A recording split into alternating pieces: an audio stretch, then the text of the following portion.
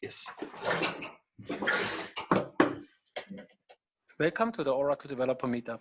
Happy New Year and a great start in 2020. With me are Sanae and Robert. Good afternoon, Sanae. Good afternoon, Jürgen. Hi, Robert. How are you? Thank you. Yeah, I'm good. Thank you very much. Today's topic will be about Oracle blockchain, and we will record the webcast, so you can also watch the on-demand version. Please post your questions in the Q&A section, and if you would like to attend additional meetups, please visit developercommunity.blog/meetups. Thanks for attending, and with that short introduction, over to you, Sanae. Thanks, Jürgen. Hello, everybody. Happy New Year. Welcome to our first Oracle virtual meetup. Today, we will discover Oracle blockchain platform through the eyes of COZMO by implementing the D-check, the heavy maintenance visit check of aircrafts. For people that don't know who's COZMO,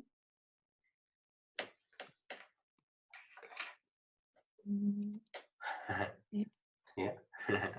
COZMO is our intelligent mini robot. But first, let me present myself. My name is Sanae Bekkar. I'm Oracle ICE Associate. I'm Oracle Architect, Middleware and OIC specialist with EasyTeam, Oracle Platinum Partner in France. I'm co-organizer of our group meetup, Oracle Developer Meetup France, with Jürgen. I write multiple posts about Oracle Cloud Solution on my company blog, easyteam.fr, and my personal blog, sanaebekkar.wordpress.com. With us today, our blockchain expert, Robert van Mölken, groundbreaker ambassador, expert blockchain IoT cloud apps application with AMIS, Oracle Platinum Partner in Netherlands. He's author of 2 Oracle books. The first one, Implementing Oracle Integration Cloud Service, where you find all information to how ICS can be used to effectively implement integration that work both in the cloud and on the premise. And second book, The Blockchain Across Oracle, which gives you the professional orientation to blockchain that you need as an Oracle developer in today's changing world. The agenda of our webcast cover the following topic. The first one, what is blockchain and how to run in the Oracle Cloud? We discover the business case, the planning the D-check of an aircraft by Roberts, how to implement the D-check on the Oracle Cloud, and finally, the demo, the heavy aircraft maintenance and spare parts tracking using our intelligent mini robot COZMO. What is blockchain? It's a digital system of recording transactions of assets in a list that is replicated across available nodes in the network, rather than being stored in a central data store like the traditional databases. The ledger records all transactions that are submitted to the blockchain. It holds the raw data part of the transaction and some information on the node or participant that submitted the transaction. The more involved blockchains also keep a separated key value database with the current state of an asset. And the data is distributed to all nodes in a truthless manner using a decentralized peer-to-peer protocol in near real time. It uses a combination of digital signatures and cryptography to prove your identity and authenticity, and to enforce read-write and execute permission access rights. This makes it possible to permit write access to certain participants and read access to certain participants or audience, for example, everybody. And each node individually process and verify every transaction redundantly, bundles the verified transactions into a block and broadcast them to all other nodes in the network. Using a consensus mechanism, the block of transaction is validated by other nodes in which the majority has to prove the block before it becomes final and is added to the blockchain. Run a blockchain on the Oracle Cloud. Oracle Blockchain Cloud Service is a distributed ledger cloud platform that is pre-assembled and aims to be production-ready, highly secure, cost-effective, and scalable. It's designed to be designer-friendly, can integrate with existing enterprise applications, and interact with other blockchain networks. The question that you can ask me, what differentiates the Oracle Blockchain Cloud Service from the other platforms? What differentiates the Oracle Blockchain Cloud Service from the other platforms is that not require any assembly to build a trusted network. It comes with a set of infrastructure and embedded resources such as compute, virtual machine, containers, storage, identity management, and event streaming, so that you can quickly set up and run your production-ready blockchain. And now, Robert will present for us our aviation business case, the D-check, the heavy maintenance check of the aircrafts. To you, Robert.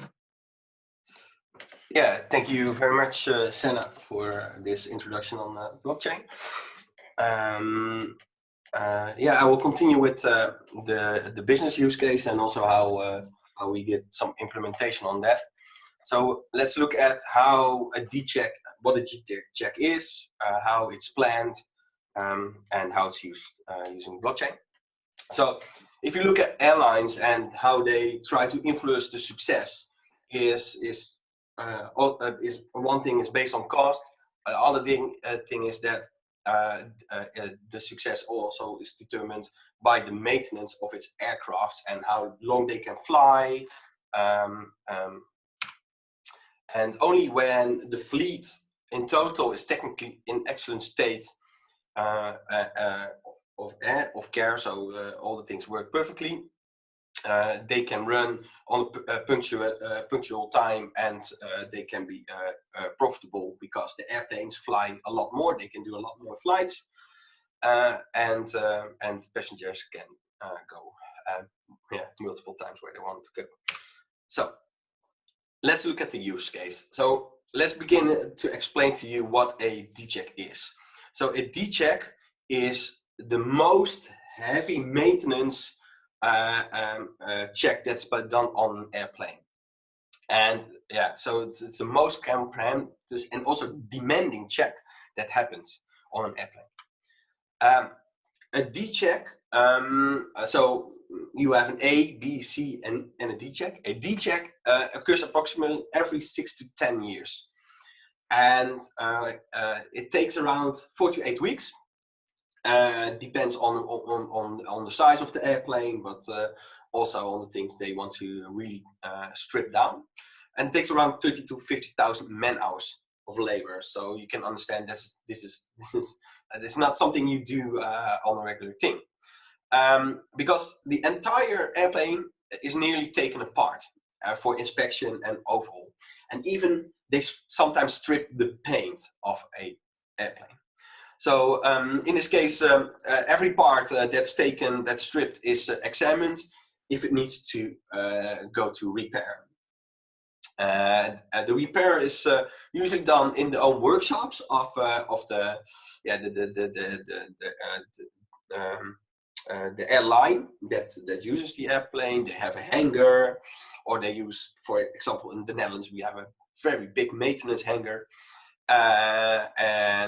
But one airplane can take up a whole maintenance deck.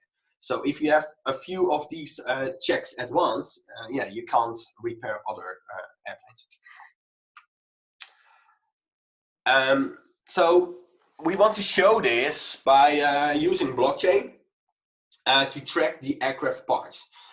And with this, we can plan and perform a better D-check maintenance and speed it up a little bit.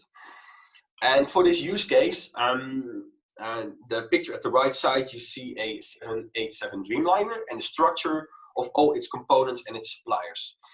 And to ensure the accurate tracking of these spare parts and the whereabouts, if it's in the warehouse of the airline, is it at the manufacturer itself, various technologies where we use COZMO, it's a little bit of IoT, but also such as things as a blockchain can be used in conjunction with, for example, an enterprise database to optimize the business processes.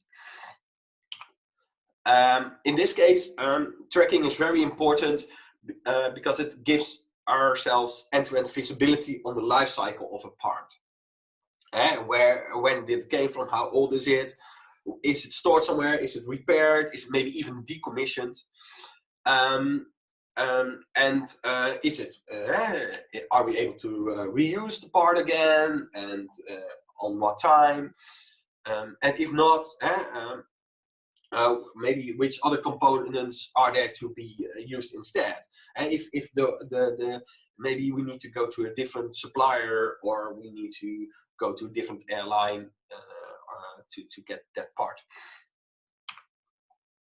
So if we look at it in a way of a process, in our use case, what we want to show you is that the D-check is performed, and the maintenance guy is working on it, and he had removed the left engine, and in this case he used his tablet, which runs a web application, and he enters in, okay, this is the part number, which is ready for maintenance.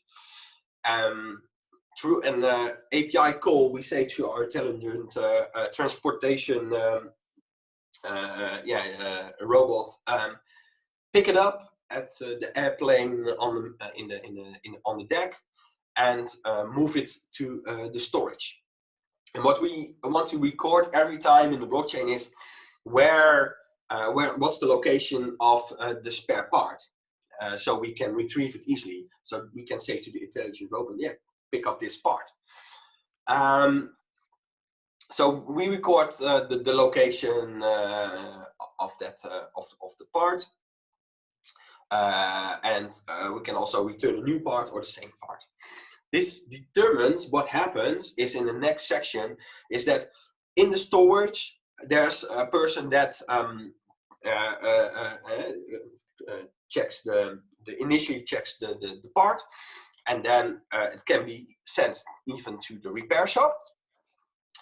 And in the repair shop there are two outcomes at this point. One is that if it can't be used, can't be repaired, then it may be decommissioned, and when it's repaired, the part is sent back to the storage. So in this case, the repair shop can be the one, for example, with the engine from Rolls-Royce, which can be in a different country. So now we use, of course, the intelligent robot is nearby, but it can also be, of course, a different location. Have a sensor somewhere, or a track and trace in a different location. If it's sent back, the robot, then it has the outcome also from the storage to get back to the airplane again.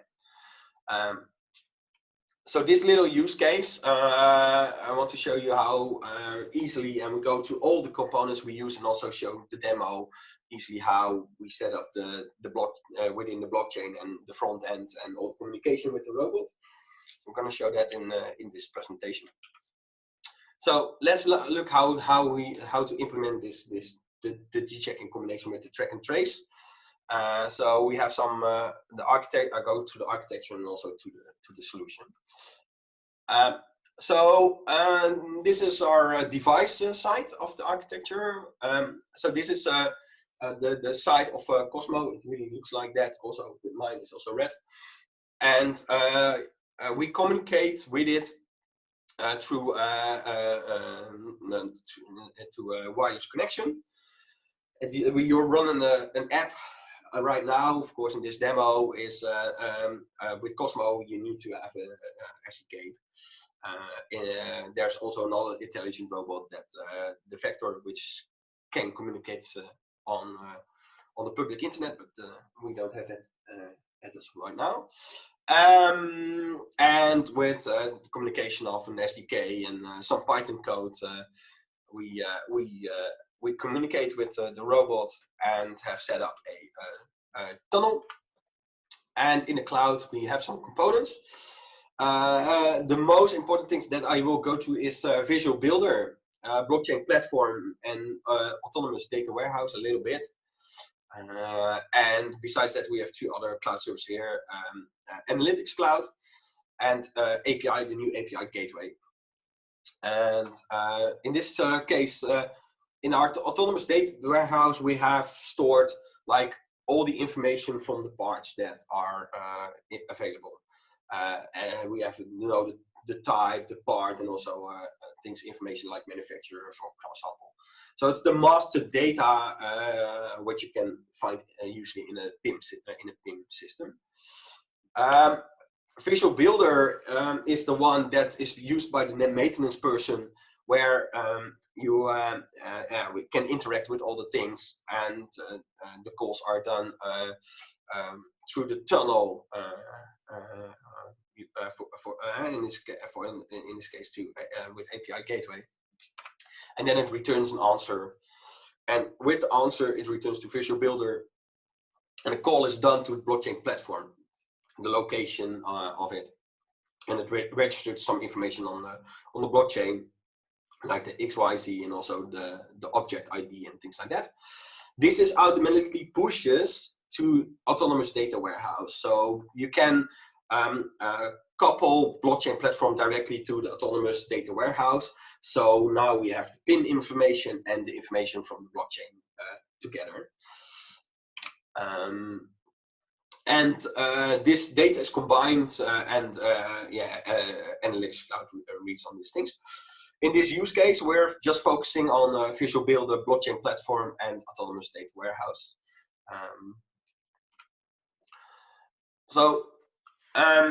Blockchain platform cloud service. This is the managed PaaS service of Oracle, which is built on top of the open source Hyperledger Fabric. It runs on cloud infrastructure as a PaaS service, so as platform service. And what Sanae mentioned, it's a pre-assembled everything. So if you start it, you don't have to set all the things up, because blockchain can be very difficult, a lot of moving components. And with this, on top of the open source Hyperledger Fabric, they built easy integration through REST APIs. They made a very well UI. We will see that to manage everything. And we also have enterprise adapters. So, for example, ERP can connect through Integration Cloud. With the blockchain. That all happens using smart contracts, which can be built in Go, Node.js, and Java, and it contains all the things for the distributed ledger, the consensus mechanism, which is used Kafka, and with its Hyperledger Fabric is a permission blockchain, which means you can define a level of confidentiality, like using channels, but also private collections of data. In underground, it uses Hyperledger Fabric is all container based, so this is picked up, and all the components that's added in the blockchain platform is also running on containers. using events and all the things. But don't think that you can't connect it. It's only Oracle based. No. So besides the Oracle SaaS solutions, we can connect through OIC, for example. We can, of course, use the SDK to connect our own custom cloud apps. If you already have an organization or a network running on a different Hyperledger a data center, you can also connect those third-party Fabric peers. And Oracle also offers the on-premise enterprise edition of the blockchain platform. So if you want to try it yourself and you have an e-delivery account, you can download the enterprise edition and download it yourself to get started. So why did we choose blockchain platform and not just Hyperledger Fabric? Is that besides Fabric, all the things are connected. So if I provision an environment, it takes around 5 to 10 minutes, and it's all pre-assembled. So this means that I get a nice UI, all the certificate authorities and all the things you see here are provisioned.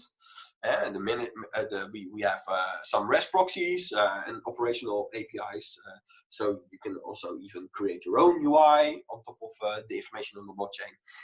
And we have a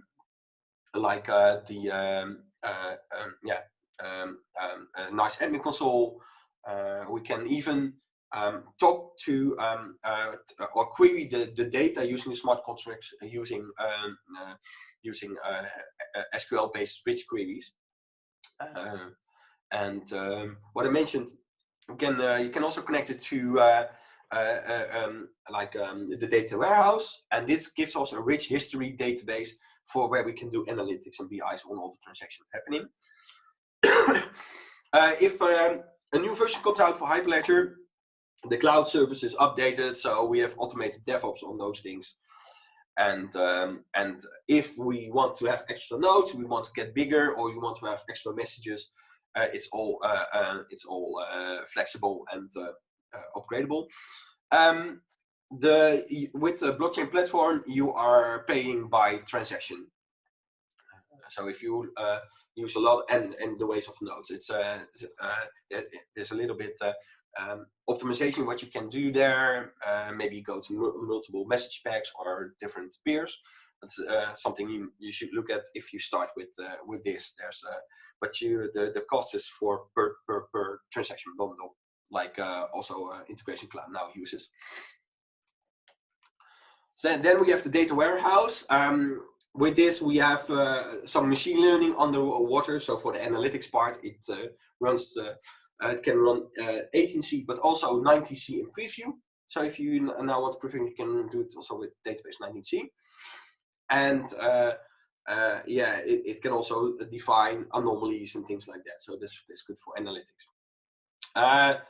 So why autonomous data warehouse then here? What I already mentioned. We get all the things like what we have in the autonomous database, but also the capabilities of the data warehousing. And why then autonomous one and not on-premise or a different database is setting up this with a lot of parties, getting all the businesses together, and also making the tracking system costs a lot of resources. So where we don't have to spend it on this, okay, that's easy, right? For this is also because the track and trace is very important. It wouldn't be good if we have downtime. So we want to have also the data recovery and stuff like that there in place for us. As you saw in the image, we use also Visual Builder Cloud Service, or you saw the UI, but we use Visual Builder Cloud Service for this. With this, we can easily make the UI with which is what you get, designer. So I will show you that in the demo. We can easily integrate with all the REST services, like with the blockchain, but also with our COZMO. So we can make service endpoints and talk to that. And if you really want, it's built on Jet, so you can also do standard JavaScript and HTML to make your UI. So why we choose this? Now again, so it's we can click in this, right? Because based on time, it's we want to just have somebody from the business making the UI or UX or something like that. Because the RESTful connections, we can also create loosely coupled connections. So between the services and the data objects. And as this is like separate from each other, so the logic and the data and the connections are separate, we can reuse them over multiple screens and also multiple projects. So what I said, that's a user-friendly designer. We'll see that in a moment. And it's a little bit now to have an integrated demo on Oracle Cloud. We will show you this with Visual. Last thing is a new thing. That's the Oracle Cloud API Gateway. It's on Oracle Cloud Infrastructure. It's a different one than API Platform. So this is really if you go to OCI and want to have functions, or you have something running on containers and you want to expose it to some nice security policies, and you want to have separation of the endpoints available, so you don't want to put the function directly to the public internet. You can use this product, and with this we can enforce a little bit finer progression policies. We can define alternative authorization. We can configure cores, and we can also do throttling of transactions and all those things. Same policies that we've seen with API Platform, a little bit more lightweight. But if you're interested in this, I would say check out the blog post from Lucas Jellema. He wrote a few already about this project, and I think it's really interesting to look at. And it also, with this, we can monitor the health and the performance of the calls between our IoT devices and the cloud, and also log the details from the traffic and things that come in. So on multiple points, we can have somebody from the DevOps team look at this and see if everything, or if all the operations are still going correctly. So let's look at our solution in action. So here, Visual Builder is our main hub for the business to use, and with this we can control COZMO. And COZMO will pick up the part we say to him, pick this up, we need this, and then from Visual Builder there is a call to the blockchain cloud service. And from there is also a call to autonomous database in the warehouse to sync up some of the information. So if we go look at this dcheck, so this is COZMO again. So I hope COZMO is not mad today. So he's not going to do this, but we'll see. So I try to switch a little bit about my view. I need to share you something else. So I'm gonna share. I need to check. Let me check. This one. Oh, yeah. Gonna share this. Okay. Yeah. Yeah. And done.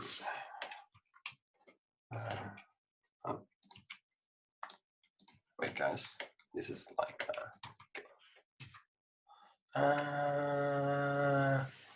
let me go. Okay, close. Let me go here.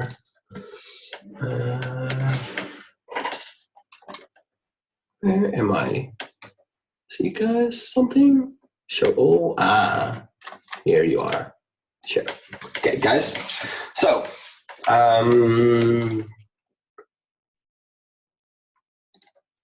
Okay, I hope you see this again. Yes. So let's look at some of the things I have here. Okay. So let's look at Visual Builder. And Visual Builder is what you see here. Okay, the main start. And then I'll go to all the things. Okay, let's go to the designer. Well, so this is the designer of Visual Builder. It's loading, but at the left side, there's some interesting things. So with this, we have a drag and drop. So if I have components, you can change information. I can change the width, the height, all the elements, and all, to change items here. And then on the left side, you see a lot of components you can drag and drop and change the UI. So this is our UI. We created. It's a simple thing where we can do three actions to COZMO. But we see that running in a moment. With Visual Builder, what it said is that you can define service endpoints.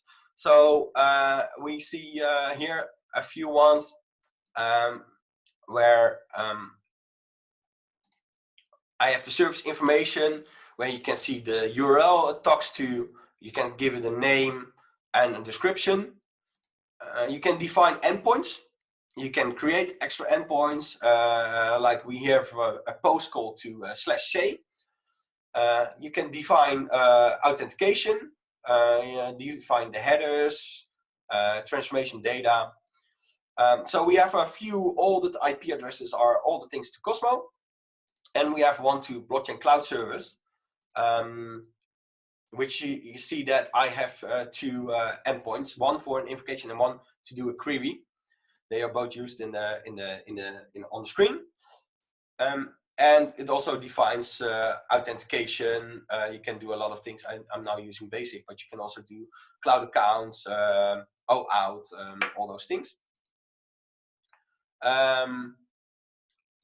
So this is service endpoints. Then the UI, how to interact with them on, for example, a button. You can define events. So here at the right side where my mouse is, you see events in the tab. And you can define events, click events. And for example, I have here action for COZMO to say something. And what you can define here is actions for to start, something to do. Now it calls an endpoint. You can select the endpoint. You can do parameter mapping. So for example, here I have a body selected, but with a variable that it takes the information from the page. So everything I type on the page, let me go back. On the page here, in the text field, is something what is sent back. And we have some things to talk to COZMO, and it will also do the blockchain, because it has multiple actions. So you can make a layered process within Visual Builder to same a little bit as an orchestration in the integration section of Integration Cloud. Visual Builder is part of Integration Cloud. So if you have the Integration Cloud, then you also have availability to Visual Builder. Now, so this is a little bit how you can click through, how you can add items, things like that. You can also view the code if you want, change the codes immediately here, or look at the live view, how it is. Now, besides that, I want to also show you our blockchain. So we have a network, and the network here consists of three organizations.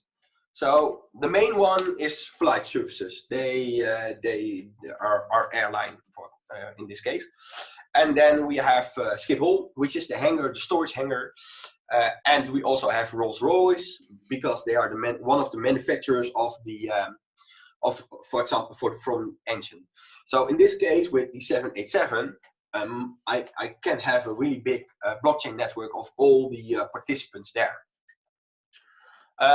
Within blockchain cloud service, in this interface, so this is if you provision a blockchain instance, you have nice views about your dashboard. You can see how many peers there are, what smart contracts are deployed, how your blockchain is doing, what activity is there, and also look at the network. So in our network, we have these 3 organizations, and it's easy and nice that you can switch between views. So here we can also view everything connected. So we see that all the 3 parties can talk to each other, and also we see that all the organizations each have 2 peer nodes. But all the organizations are high available. So what if one peer, for example, of Schiphol goes down, we can still interact with them, and they can still also query the blockchain.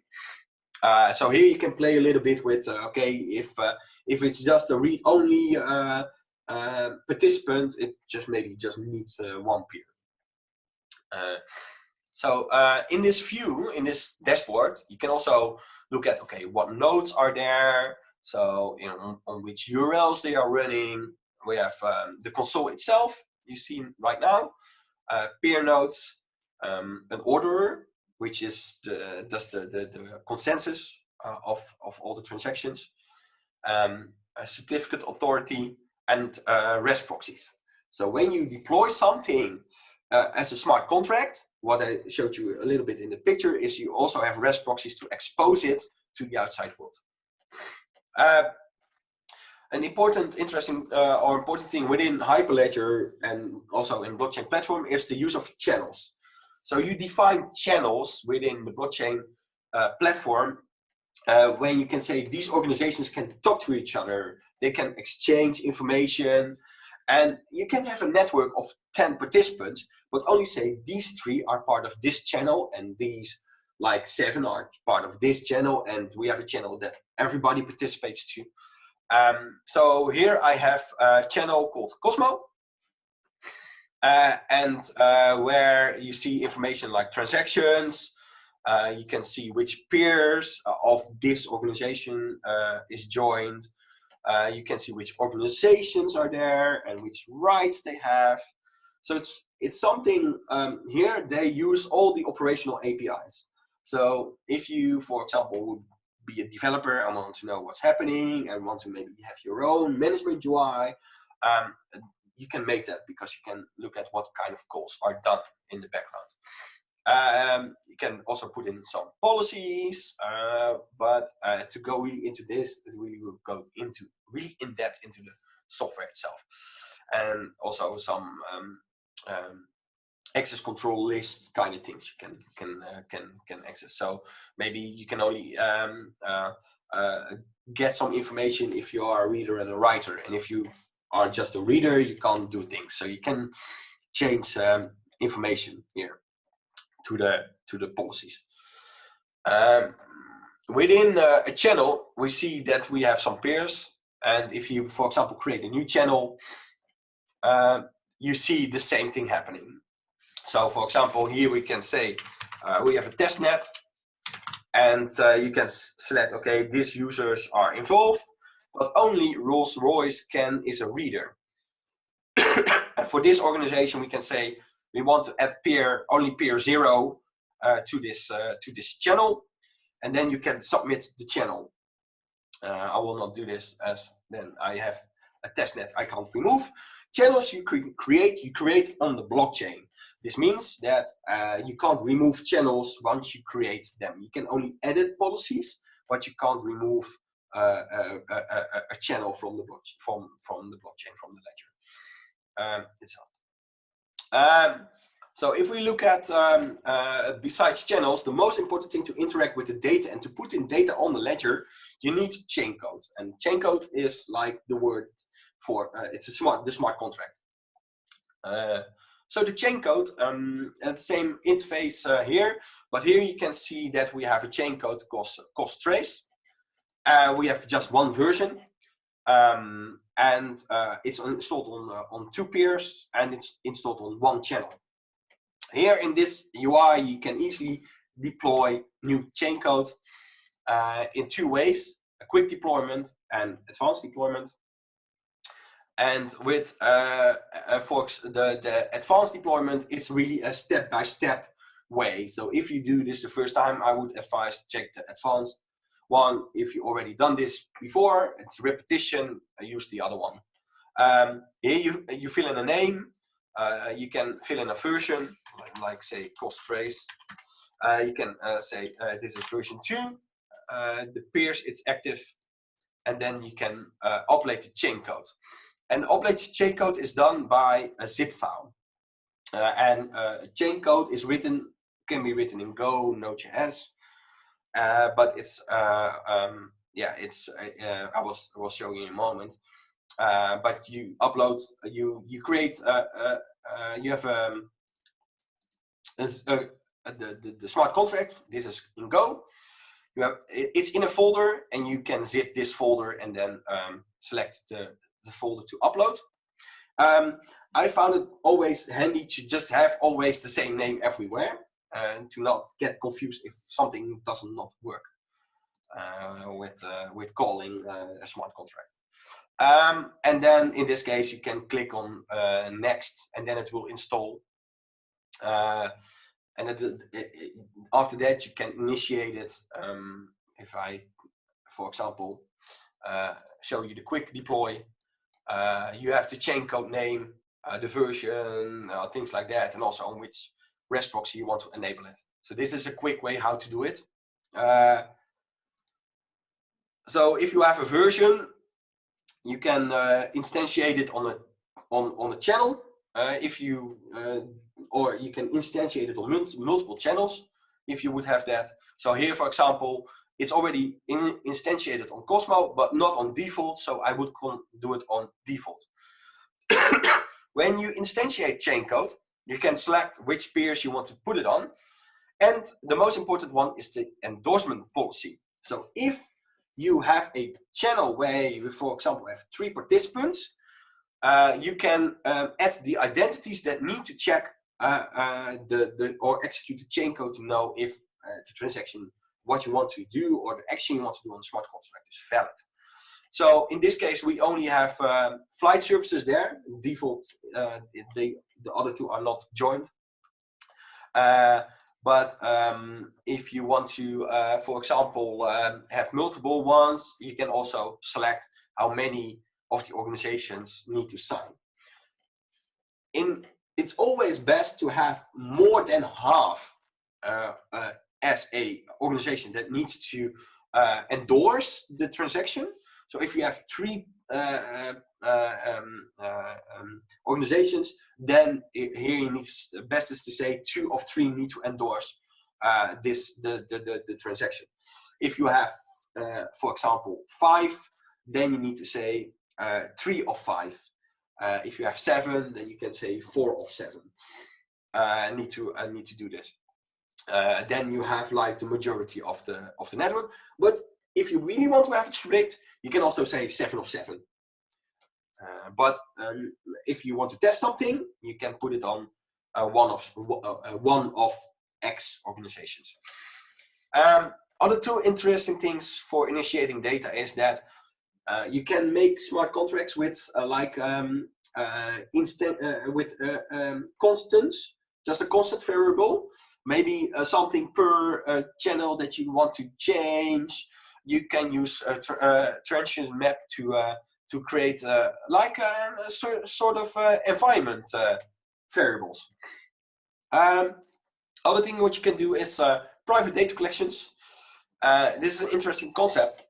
So if you have a channel with 5 organizations, and it's talking about trade orders and pricing and things like that, what you can do is create private data collections, for example, between the manufacturer and the store, and then it creates like a side chain.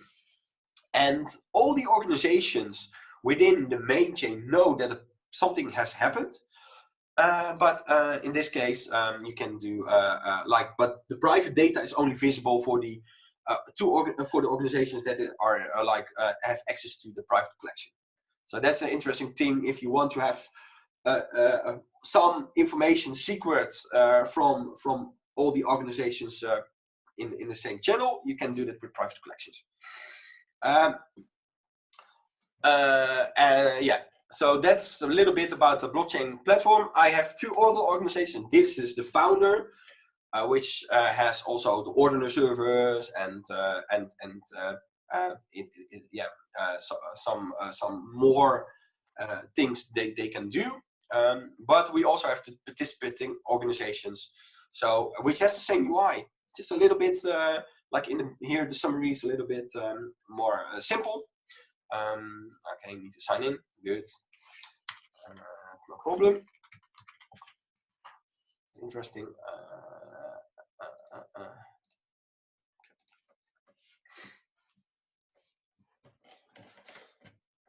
And we also have this one. See, we have a more simpler version than you see here on the dashboard, but the functionality is mostly the same. Okay, so let's look at. I need to switch something.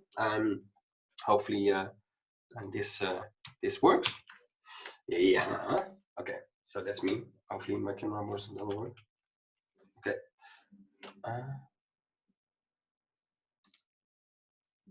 Are you still here or not? Yeah. Okay, sorry, because my things are like blocked. Doesn't matter. We go like this. So what you see is that I can continue with. Let's go to Meetup. M60T. Okay. And my love. Wait. Okay. Okay. Let's do this. So here you can see my camera. I set up a camera. This is COZMO, and with his spare parts. And next to that, you can see like what happens in on the cloud in a moment. And I also have in Visual Builder. I will start my application. So this is the application itself, and what you see on the left side. What I can do is I need to connect my phone, and I need to a little bit wake up COZMO. So COZMO comes with me, and I will wake up COZMO a little bit. Okay. Yep. This takes a little bit of preparation because COZMO is awake. Yep, COZMO is awake.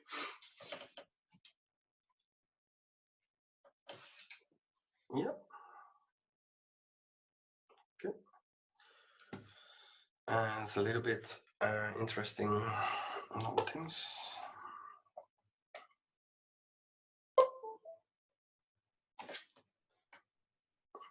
Jongens, that's interesting. 3366197871.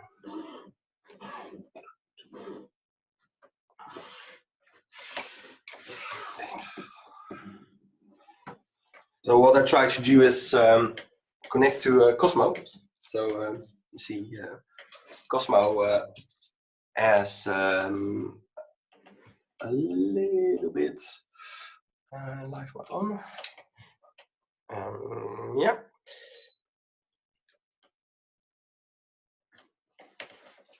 Okay. Hopefully COZMO is awake. See.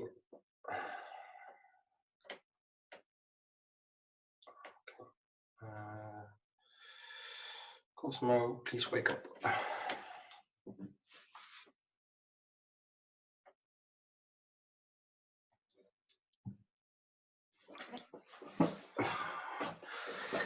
Yeah, so COZMO is waking up.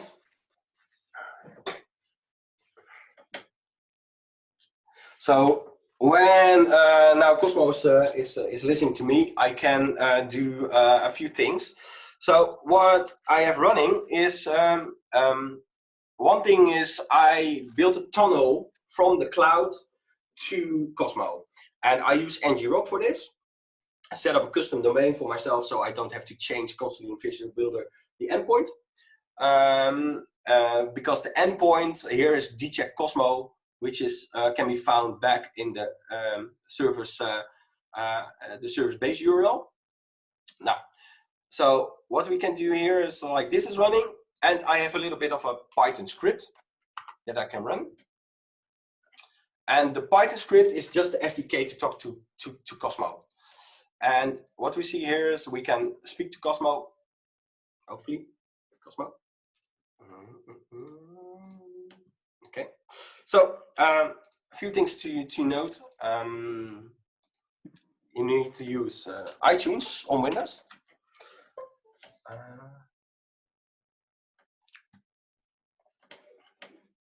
Okay, come on.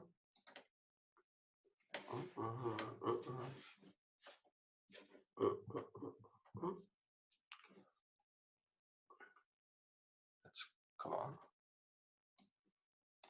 That's okay.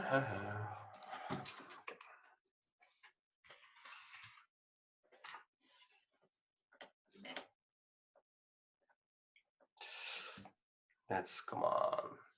So you see that it's not connected to any iOS device. You can see here, so I have an app running. You can see it, but I have an app running, and I think it recognizes it. Yeah. So in this case, I'm gonna remove it.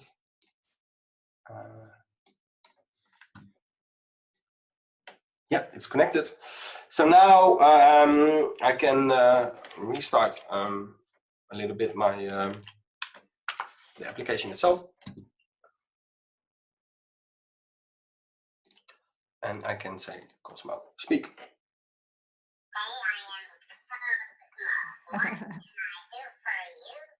So this is the text that's sent in here. So if I change it here and I say hello everybody, welcome to this webcast. I can do that again. Hello everybody, welcome to this webcast. So you see that here Visual Builder is used in conjunction with the service endpoint. It's talking through the tunnel with using the SDK to COZMO. So the next thing, of course, is the track and trace of everything. So for this, we have some small difficulties with connection keeping. So if it's connected, what I will do is put COZMO a little bit behind, and then say to COZMO, pick up the spare part. Yeah. And see the view of COZMO? So COZMO identifies this block. I tap on the block.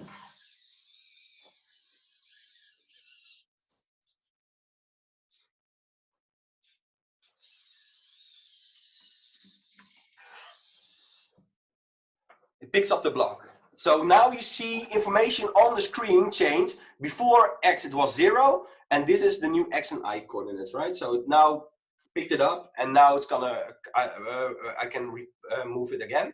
So in this case, what I can do is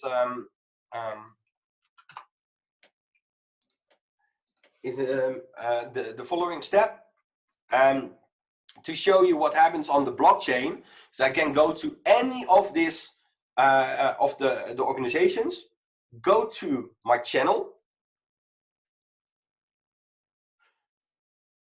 go to COZMO, and see that and now there's a new transaction, and it calls the smart contract on this function with this data. And it records this on the blockchain. If you query the object, you find a different object for this. So 0, 0, you have some zeros and the end state. So if I talk to COZMO again, hopefully COZMO don't do strange things. Okay. Okay. COZMO drops it. And now you see again the before and after change. And it dropped it off now at for example, the storage facility. It picked it up and it dropped it at a different place. So here again, now this was the transaction here. Like this was 5 transactions on 7 blocks. If I go to a different organization, like Rolls-Royce, for example, and go to the same view, go to COZMO, you see that now I also have a different one, right? 1 minute later, which has the old and the new versions again. So now I changed the information on the records on the blockchain, and what you see on screen is only the last one that's there. It's queries that from the blockchain. So you can do an invocation on the smart contract code, but you can also do queries. Invocations, they take transactions and need to be endorsed by everybody. A query is just reading from the local key value database that Sanae told about. So we have a ledger and we have a key value database, and the key value database holds the latest state of all the transactions that are played on the blockchain. So yeah, this is like the live demo. COZMO worked a little bit, and what else things you can do with the blockchain cloud service itself is that you can also couple it to autonomous data warehouse. I also have done that. What you can do is you can create a data warehouse, and then you upload the wallet of the data warehouse itself. And then when you create a channel, you can, when you create a channel, you can configure also the rich history. So you can have the history with objects there. So if you, because if you want to query the ledger itself, so not with like out of the local state, but you want to have consensus of everybody, give me the current object, then it's a slow process. And if you don't handle correctly with specific keys, or you want to have just much more quicker and advanced analytics and graphs of all the data, you can use autonomous data warehouse to have the rich history. And you can also change things. So I can change the rights of Rolls-Royce, for example. So it's only a reader. They can't execute any things on the smart contract itself. What you have with the final thing is in the platform is that with REST proxies you can expose chain codes, and here with the configuration you can say, okay, I have this smart contract and it will be like available on specific on a specific peer who wants to. So you can do load balancing also on the REST proxies. You have 4 REST proxies, so you can also say these smart contracts are only available to this REST proxy. So you can do some separations of concern or some intelligent load balancing or use of your resources.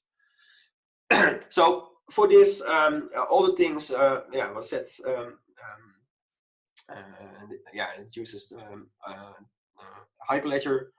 So everything that's added there. Oracle is also investing a lot in there. So if there's updates done by the community, by the big vendors, it will also get back into the blockchain cloud service because it uses the open source version. So I think that's a good thing. You can also go for the open source version itself, but all the management that I showed you now, you need to do that with or CLI or scripting or something like that. And here I can do it with just a few clicks. So that concludes the demo. Let's go back a little bit. Hopefully, yeah. Hopefully you see again my screen. Yeah. Yeah, if there's any questions later, you can always find me on LinkedIn or Twitter, or send me an email on robert.van.mölken@amis.nl, or just on Twitter, or things like that. So if you have any questions, I don't know if there are any, if there were any questions. No, not really. So let's get then to the last thing. So this was hosted by the Oracle Developer Meetup group, specifically the one from that Sanae organizes in France. And you can go and join if you want to have multiple webinars in the future. Yeah, and you can also follow her on Twitter and on YouTube. So in that case, I want to thank everybody for this, for being here. And if you're watching this later, thank you for watching this video. And I would say, have yourself a very good day. And hopefully meet you sometime in the future in real life. Thank you very much. Thank you.